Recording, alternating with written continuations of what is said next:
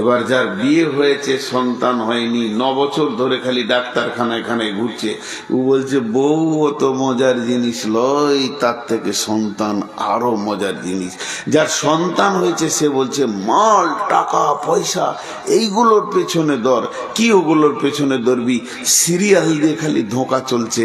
শেষকালে যে কবরে চলে গেছে সেই দাদু কবরে শুয়ে শুয়ে বলছে ওগুলো সব ধোঁকা, আমল হচ্ছে আসল। ওগুলো সব ধোঁকা, আমল হচ্ছে আসল। আজকে আমরা এগুলো যতজন বসেছি ধোঁকাতে বসে আছি। কে সাকসেস, কে কে কে সফল হলো আর কে অসফল? এখানে একটা লোক হাত তুলে বলবে না যে আমি অসফল। সবাই মনে করে সফলতা। জি ভাই, কিন্তু সফল অসফল তো আল্লাহ বলবেন। সফলকে অসফলকে এটা একমাত্র আল্লাহ বলবেন। আমাদের ব্রেনে যা রয়েছে তা ধোঁকা ছাড়া দ্বিতীয় কিচ্ছু জিনিস আমাদের ব্রেনে নেই।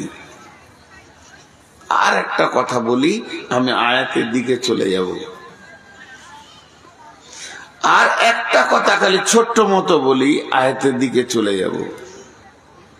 অনেকে আছে ডিগ্রি নিয়ে আনন্দ হয়, দরকার। এটা আমি কোনো সময় বলবো দরকার নাই, এ কথা বলবো না। আমি মাধ্যমিকে স্কলার হয়েছি, আমি এইচএসে গোটা ভারতবর্ষে 1 নম্বর হয়েছি, আমি গ্র্যাজুয়েশন করেছি, আমি মাস্টার্স করেছি, আমি এমএ করেছি, এমএসসি করেছি, এমএম করেছি, এমকম করেছি, এমডি করেছি, আমি এমবিবিএস করেছি, এফআরসিএস করেছি। এগুলো সব ডিগ্রির নাম। এলএলবি করেছি। আমি বড় মৌলানা, আমি বড় মুফতি, আমি বড় মুহাদ্দিস। আমি মক্তবে পড়েছি, মাদ্রাসায় পড়েছি, জামিয়াতে পড়েছি, মদিনা ভার্সিটি থেকে ডক্টরেট করেছি, ডক্টরেট হয়েছি।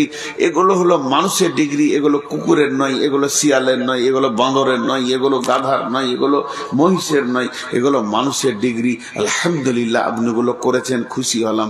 কিন্তু আপনি মানুষ হয়েছেন কিনা এ ব্যাপারে সন্দেহ আছে। কবি রবীন্দ্রনাথের কথা বলছি। কবি রবীন্দ্রনাথ বলছে তুমি হতে পারো দৈত্য দানব, তুমি হতে পারো বিরাট ইঞ্জিনিয়ার, এটা আমার স্বীকার করতে কোনো অসুবিধা নাই। আমি স্বীকার করছি তুমি বড় ইঞ্জিনিয়ার, কিন্তু তুমি মানুষ কিনা এ ব্যাপারে আমার সন্দেহ আছে। ইঞ্জিনিয়ার হওয়া আসান, মৌলানা হওয়া আসান, মুফতি হওয়া আসান, পৃথিবীর যত ডিগ্রি আছে সবগুলো হওয়া আসান, কিন্তু মানুষ হওয়া বড় কঠিন। মানুষ হওয়া বড় কঠিন। এবার আল্লাহ বলছেন বিসমিল্লাহির রহমানির রহিম ফাআম্মা মান উতিয়া কিতাবাহু বিয়ামিনিহি ফাসাওফা ইউহাসাবু হিসাবান ইয়াসীরা وينقلب إلى أهله مسرورا وأما من أوتي كتابه وراء ظهره فسوف يدعو ثبورا ويصلى سعيرا। আপনাদের সামনে কামিয়াবের আয়াত পড়লাম, খালি একটুকু আপনারা আমার সঙ্গে ধ্যান দিবেন। একটুকু যারা মনোযোগ দিয়ে শুনছেন, আমি আল্লাহর কাছে এটা বিশ্বাস করি, আল্লাহর উপরে আমার ভরসা আছে, কিছু পাবেন আজকে। ভাইরা আমার, আল্লাহ তাবারাক ওয়া তাআলা বললেন সব থেকে বড় সাকসেস কে, সব থেকে বড় লাভবান কে? কে আল্লাহর নজরে সফল কাম হয়ে গেল, সফলতা পেয়ে গেল। আর কে সফলতা পেল না, কে নাকাম হয়ে গেল, ফেঁসে গেল, জীবন জ্বলে গেল, চলে গেল। এই দুটির ভাগ আল্লাহ বলে দিলেন। অতএব সফলতাকে, সফল কামকে এটা আল্লাহ বলবেন। দেখেন, এটা হলো কোরআন, এটা হলো কোরআন। এটা নাজিল শুরু হয়েছে কোথায়? গারে হিরাতে। এটা শেষ হলো কোথায়? আরাফাতের ময়দানে। কোরআন একদিন শুরু হলো নাজিল হওয়া, কোরআন একদিন শেষ হয়ে গেল নাজিল হওয়া। আর নতুন করে আয়াত হয় না, আর কোরআন আসবে না, আর নতুন আয়াত হবেও না। রাসূলুল্লাহ সাল্লাল্লাহু আলাইহি ওয়াসাল্লাম যেদিন নবী হয়ে মুখ খুললেন, সেই দিন থেকে হাদিস শুরু হলো।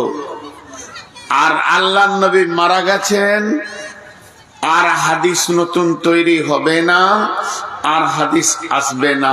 তাহলে দুটো জিনিস ক্লোজ হয়ে গেল, বন্ধ হয়ে গেল। কিন্তু বন্ধুরে, কিন্তু বন্ধু, আজ থেকে 1450 বছর আগে, একদিন দুদিন নয়, 1450 বছর আগে আল্লাহ তার বান্দাদেরকে সফলতার ডাক দিয়েছেন। বিশ্ব বান্দারে আয়, সফলতা নিবিতা আয়। কোরআনের আয়াত নাজিল শুরু হয়ে গেল, ওটা বন্ধ হয়ে গেল। যতগুলি আয়াত আমাদের দরকার আল্লাহ দিয়ে দিয়েছেন, সব আমরা পেয়ে গেছি। আর নতুন আয়াতের দরকার হবে না। তেমনি নবীজিকে দিয়ে যতগুলো হাদিস প্রয়োজন ছিল কমপ্লিট হয়ে গেল। আর আমাদের নবী পৃথিবীতে আসবেন না, নতুন হাদিস তৈরি হবে না। কিন্তু সেই জামানা থেকে একটা সফলতার ডাক আল্লাহ তার আর এক বান্দাকে দেয়। ওই ডাকটা যে শুরু হয়েছে, আজও বন্ধ নাই, কালও বন্ধ হবে না। গতকাল বন্ধ ছিল না, আগামীকাল বন্ধ হবে না, আগামী পরশু বন্ধ হবে না। যতদিন না পশ্চিমে সূর্য উঠেছে, অতদিন ওই ডাকটা বন্ধ হবে না। তাহলে সফলতার গুরুত্ব কত? সফলতার গুরুত্ব কত? আরেকবার বলছি, মাথার মগজে একটুকু ঢোকানোর জন্য বলে দিচ্ছি, সফল হওয়া আল্লাহ চাইছে তুই বেঁচে যা, তুই বেঁচে যা, তুই বেঁচে যা। আল্লাহ নিজে চাইছেন। এর কত গুরুত্ব দিয়েছেন যে সফলতার ডাক প্রতিদিন আজও আছে। নবী চলে গেছেন দুনিয়া থেকে, নজুলে কোরআন স্টপ হয়ে গেছে, যা দরকার ছিল দিয়ে দিয়েছেন, রসুল যা বলার ছিল বলে চলে গেছেন। কিন্তু সফলতার ডাকটা পশ্চিম দিকে সূর্য ওঠা পর্যন্ত থাকবে। পানিটা দেন তো। আর আপনাদের মাইকম্যানকে বলেন একটু সাউন্ডটা বাড়ায়, তুই তো আমার কথা শুনছে না, দেন সাউন্ডটা বাড়াও। আমি ফুল সাউন্ডে কথা বলি, কিন্তু বাড়াচ্ছে না। ও ভাবছে তো পয়সাও দেবে না, কমিটি দিবে, কমিটি বললে বাড়াবো। জি, বক্সগুলো একটু সাউন্ড বাড়াবো, এখনো বাড়াচ্ছে না। আমি একটা জিনিস আপনাদের হাতগুলো ধরে বলছি, এই গুরুত্বটা একবার খালি মাথায় ভরেন। কত গুরুত্ব! প্রতিদিন আল্লাহ তার বান্দাকে বলে, আমার বান্দা বান্দীদেরকে ডেকে দে, তারা যেন সফল হয়ে যায়, তারা যেন বেঁচে যায়। কবার বলে? একবার নয়, দুবার নয়, 10 বার বলে। ফজরে 2 বার, জোহরে 2 বার, আসরে 2 বার, মাগরিবে 2 বার, ইশায়ে 2 বার। حي على الفلاح،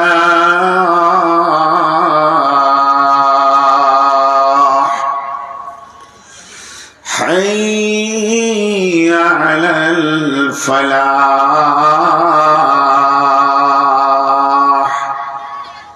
এটা যদি আমি বাংলায় বলি তো এই রকম হবে বাংলাতে,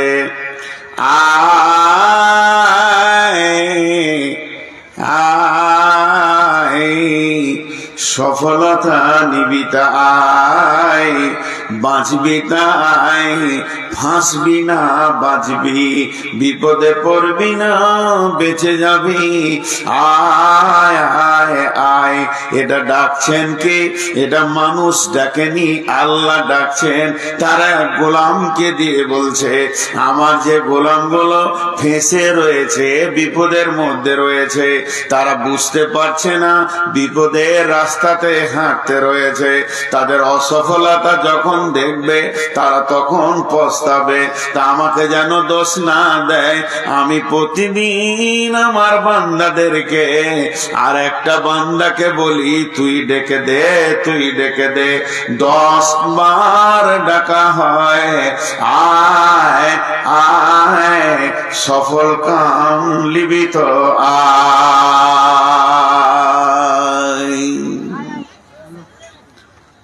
জি, সফল কাম হবি তো আয়, 10 বার ডাকে। আল্লাহ বলছেন, فَأَمَّا مَنْ أُوتِيَ كِتَابَهُ بِيَمِينِهِ فَسَوْفَ يُحَاسَبُ حِسَابًا يَسِيرًا وَيَنْقَلِبُ إِلَى أَهْلِهِ مَسْرُورًا। ওরে আমার বান্দারে, ওরে আমার বান্দিরে, তুমি একবার মাধ্যমিকে সার্টিফিকেট তুলেছো, একবার এইচএসে তুলেছো, একবার সার্টিফিকেট নিয়েছো তুমি উচ্চ মাধ্যমিকে, একবার নিয়েছো বিএ পাস করতে গিয়ে, একবার নেমেছো মাস্টার পাস করতে গিয়ে, একবার সার্টিফিকেট পেয়েছো তুমি আলেমে, একবার পেয়েছো তুমি ফাজেলে, একবার পেয়েছো এমডিতে, একবার পেয়েছো এমবিবিএসে। পৃথিবীর যত সার্টিফিকেট আছে সবগুলো যদি জমা করে দাও, আমি আল্লাহ তোমাকে সফলতা দিব না। আমার কাছে যদি সফলতা নিতে হয়, পৃথিবীর যতজন তোমাকে সার্টিফিকেট দিয়েছে আমি ওর ব্যাপারে কোনো কথা বলছি না। একদিন আমি সার্টিফিকেট দেব, ওইটা যেদিন তুমি ডান হাতে পাবে সেই দিন তুমি জেনে নাও তুমি সফল হয়ে গেছো, তুমি বেঁচে গেছো, বেঁচে গেছো। ওটা যদি বাম হাতে পড়ে যায় তাহলে তুমি ফেঁসে গেছো, ফেঁসে গেছো, ফেঁসে গেছো। যখন মানুষকে ডান হাতে সার্টিফিকেট দেওয়া হবে, فَأَمَّا مَنْ أُوتِيَ كِتَابَهُ بِيَمِينِهِ, ডান হাতে সার্টিফিকেট পাওয়ার সঙ্গে সঙ্গে সে কি করবে? فَسَوْفَ يُحَاسَبُ حِسَابًا يَسِيرًا, ওর হিসাবটা অতি আসানে হয়ে যাবে। وَيَنْقَلِبُ إِلَى أَهْلِهِ مَسْرُورًا, ও দৌড়ে বেড়াবে কিয়ামতের মাঠে আর বলবে, আমি কামিয়াব, আমি কামিয়াব, আমি কামিয়াব, আমি বেঁচে গেছি, আমি বেঁচে গেছি, আমি বেঁচে গেছি। আর সেই লোকটা হয়ে গেল প্রকৃত সফল। ওয়াম্মা মান উতিয়া কিতাবাহু বিওয়ারা'i জাহরিহি, যার আমলনামাটা বাম হাতে করে পেছন দিকে দেওয়া হবে, ওই লোকটা কি করবে? ওয়ায়াদউ সুবুরা ওয়ায়াসলা সাইরা, তার পেছনে যখনই বাম হাতে সার্টিফিকেট দেওয়া হবে সে বুঝে নেবে আমি ফেঁসে গেলাম, আমি ফেঁসে গেলাম, আমি ফেঁসে গেলাম। ও তখন মতকে ডাকবে, মত কোথা আছিস আয়। মতকে কেন ডাকবে ভাই আমার? আজকে মানুষ জান দিয়ে মেহনত করে আমি মত থেকে কি করে বাঁচবো, কেউ মরতে চাই না, কারণ মত থেকে বাঁচাই হলো সব থেকে বড় মেহনত। আর ওই দিন সে মতকে ডাকবে। কেন মতকে ডাকবে? ওর মাথাতে একটা জিনিস ঢুকে আছে, আমি ছিলাম মা বাপের ভিতরে, স্ত্রীর কাছে, ছেলে মেয়ে নাতি পোতা জমি জমি জায়গার ভিতরে মত যেদিন এসেছে আমাকে ওখান থেকে তুলে নিয়ে স্থানান্তরিত করে দিয়েছে। সেই জমি জায়গার আমার কাছে নাই। এখন আমি আছি কিয়ামতের মাঠে, বাম হাতে সার্টিফিকেট পেয়েছি, সামনে জাহান্নাম আছে, আল্লাহর ফেরেশতা আছে, পুলসেরাত আছে, আমাকে তো জাহান্নামে ঢুকে যেতে হবে। তার থেকে যদি মত আর একবার আসে তো আমাকে অন্য জায়গায় ট্রান্সফার করে দেবে। এই নিয়তে সে মতকে ডাকবে। আল্লাহ বলছে যতবার ও মতকে ডাকবে মত আসবে না। ওয়াসলা সাইরা, ওর কাছে আসবে জাহান্নাম।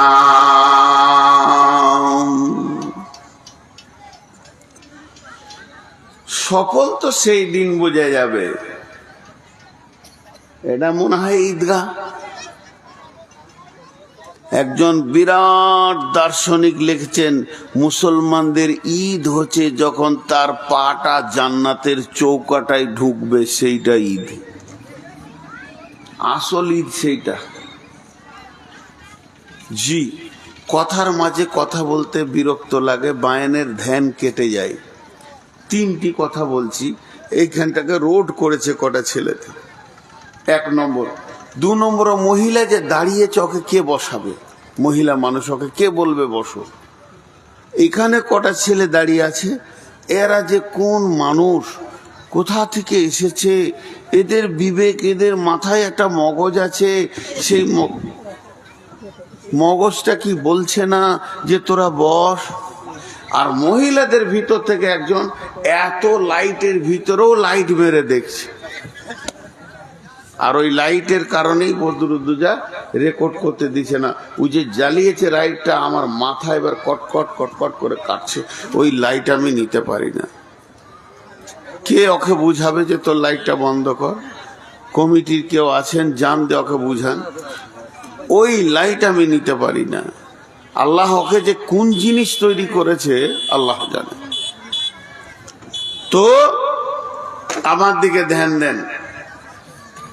একটা উদাহরণ দিচ্ছি, উদাহরণটা মন দিয়ে শুনবেন। আমি বলেছি আজকের বক্তব্য সব থেকে উঁচু বক্তব্য। সফল হওয়া, জান্নাত যাওয়াটাই তো মেন। তো একটা কসম দিচ্ছি, এগুলা ভালো করে শুনেন। এই যে আমার ডান পাশে বসে আছে এই ভাই, উদাহরণ দিচ্ছি, এটা মিশালটা বুঝবেন।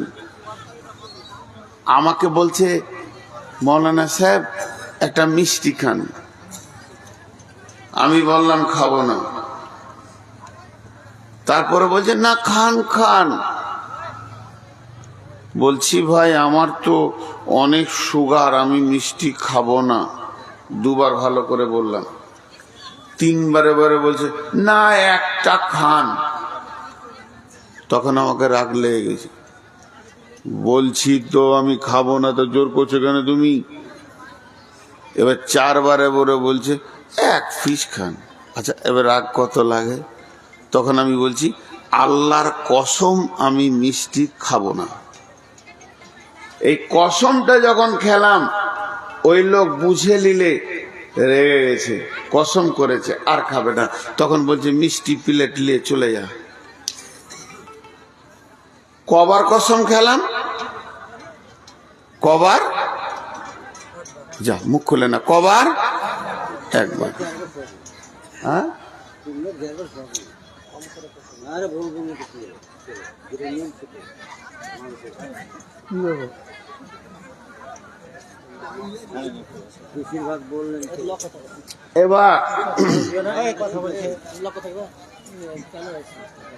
এবার এই যে মুরব্বী আমার পাশে বসে আছেন, খুব ধ্যান দিয়ে শুনবেন। 2টো কসমের কথা বলবো। এই কসমটা 1 বার খেয়েছি, আপনার মনে আছে তো? ইনি আমাকে এমন একটা কথা বলছেন যে আমার প্যাস্টিজে লেগে গেল। কি কথা জানেন? বলছেন নূর মোহাম্মদ, আমি শুনলাম নাকি আপনি শামসিতে কারো পকেট মেরেছেন, একটা মোবাইল চুরি করেছিলেন। শালা আর মান সম্মান থাকে না? তখন আমি রেগে গিয়ে বলছি আল্লাহর কসম, আল্লাহর কসম, আল্লাহর কসম, আল্লাহর কসম, আল্লাহর কসম, আল্লাহর কসম। 11 বার কসম খেয়ে বলছি আমি এই কাজ করিনি। মানে ওইটা রাগের চাপ বেশি ছিল, ওই জন্য কসম বেশি খেয়েছি। এটা রাগের চাপ কম ছিল, কম খেয়েছি। কথা বোঝাতে পারলাম? এরা বুঝতে পারছে না তো, উত্তরও দিচ্ছে না। কথা বোঝাতে পারলাম? এবার দেখেন আল্লাহ কসম খেয়েছেন, বিসমিল্লাহির রহমানির রহিম। মা আমার, বোন আমার, একটা মিনিট কথাগুলো বোঝার চেষ্টা করেন। আল্লাহ এমন একজন, তিনি এক কসম না খেয়ে কোনো কথাকে একবার হুকুম করলে যথেষ্ট। কিন্তু আল্লাহ যদি এখন বলেন, আমি বুঝানোর জন্য বলছি, তোরা জালসাটাকে ভেঙে দিয়ে সবাই বাড়ি চলে যা, তাহলে আমার আর কথা বলা উচিত হবে না, আপনাদের বসে থাকা উচিত হবে না, এক্ষুনি উঠে চলে যেতে হবে। আল্লাহ এমন একজন মাবুদ, তার একটা হুকুম যথেষ্ট। ওই রকম মাবুদ আমাদেরকে 11 বার কসম খেয়েছেন। কসম খেয়ে কি বলছেন? ছোট্ট মতো একটা কথা বলছেন, এত বড় কসম, কসমটা বিরাট বড় আর কথাটা অতি ছোট। তাহলে কথাটার ভিতরে কত গুরুত্ব আছে। আপনাদের হাতগুলো দিয়ে বলছি, হাত ধরে বলছি, ভাই আমার, মা আমার, বোন আমার, এই আল্লাহর কথাটা গুরুত্ব দেন। আল্লাহ 11 বার কসম করে একটা ছোট্ট মতো কথা বলছেন।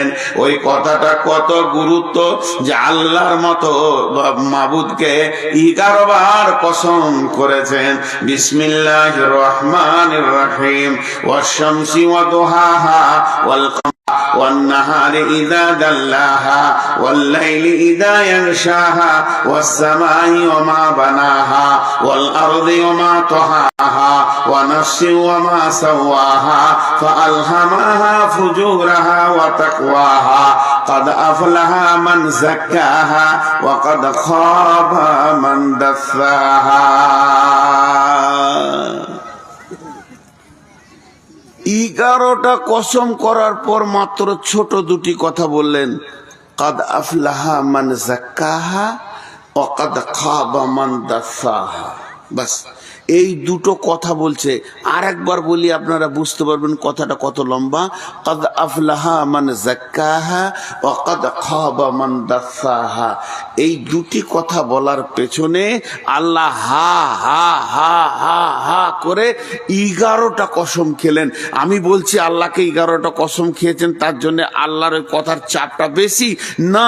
আল্লাহ একবার কসম খেলে যে চাপ, 11 বার খেলো এই চাপ।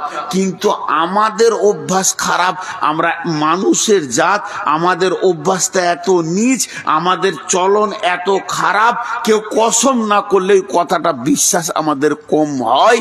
এই আমাদের ব্রেনটাকে ওয়াশ করার জন্য আল্লাহ 11 বার কসম খেয়েছে। তাহলে আপনাদের হাত দুটি ধরে আমি নূর মোহাম্মদ বলছি, এই 11 বার কসমটাকে আপনারাও গুরুত্ব দেন। তাহলে এই দুটো কথা কি কথা ছিল, কি এমন কথা যে আল্লাহ 11টা কসম খাচ্ছে?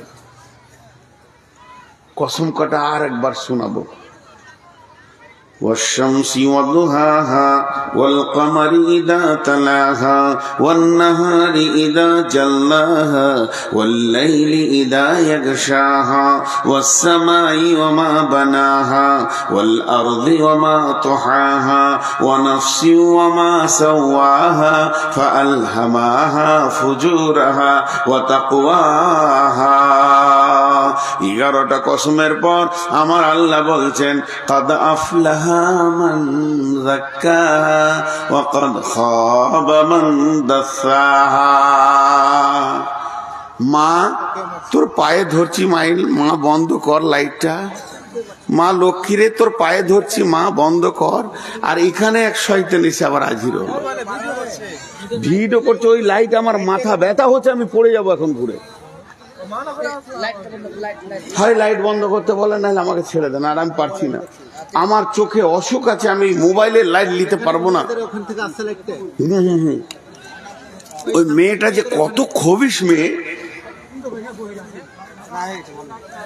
আর এখানে আবার একটা ব্যাটা ছেলে শুরু করেছে। এবার শুনেন, 11টা কসমের পর কথা দুটি কি? কথা দুটি কি? এত লম্বা কসমের কথা দুটি কি? আল্লাহ বলছেন قد أفلح من زكاها وقد خاب من دساها।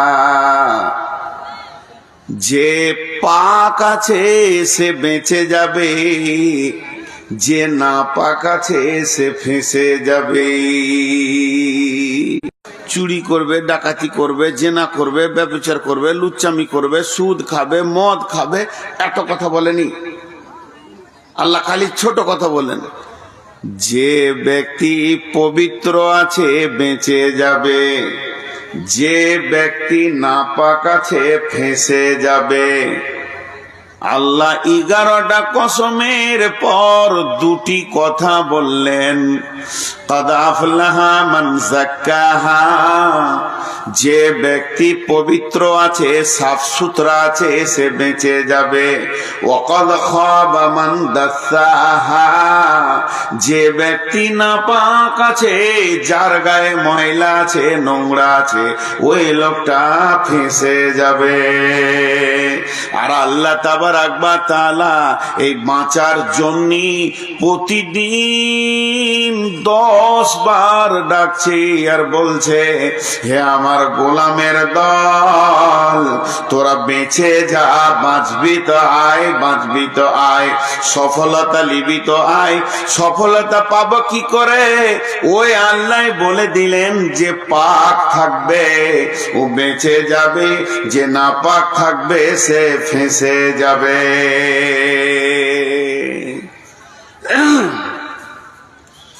বাঁচা আর ফাঁসা, এই দুটি কথা 2 মিনিট বলবো। বাঁচা আর ফাঁসা, কিরকম বাঁচা কিরকম ফাঁসা? আল্লাহ কিয়ামতের মাঠে বিচার নেবেন। ইন্না ইলাইনা ইয়াবাহুম সুম্মা ইন্না আলাইনা হিসাবাহুম, আমার কাছে ফিরে আসতেই হবে, হিসাব দিতেই হবে।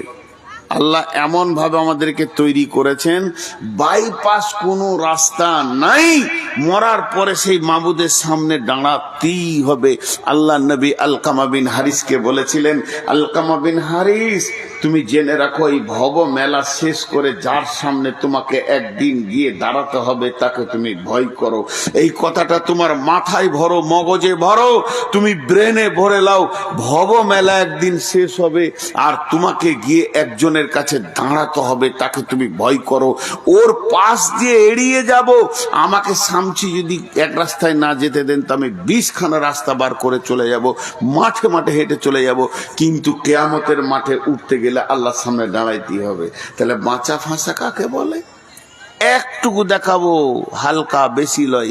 ওইটা নিয়ে 2 ঘন্টা বক্তব্য করা যায়, বাঁচা আর ফাঁসা। তো একটুকু দেখাবো। আল্লাহ বলছে, নূর মোহাম্মদ, তো জীবনে 2 কোটি টাকা ইনকাম করেছিস? হ্যাঁ করেছি। কোথা খরচা করলি বল?